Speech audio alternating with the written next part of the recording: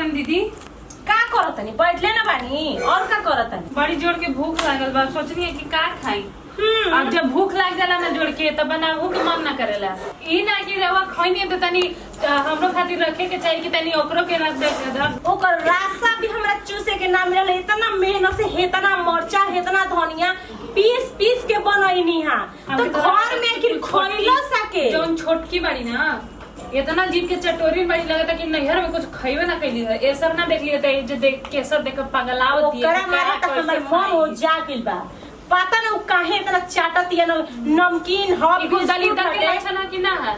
तो मर्द लिया के दे हो इतना चटनी भइल बिया तो हमनी के चीज काहे चटती है। एक दिन की रहो तब ना तो रोज के भाई रोज। हां तो अब घर में भाई महाभारत होई चाहे कुछ भी हो जाए भाई सबके मुंह बटे सबके चिकन चिकन खाए के मन करेला। होई कि ना होई त गांव वाले लोग कहियन कि चूल्हा अलगा कर लेली है लोग।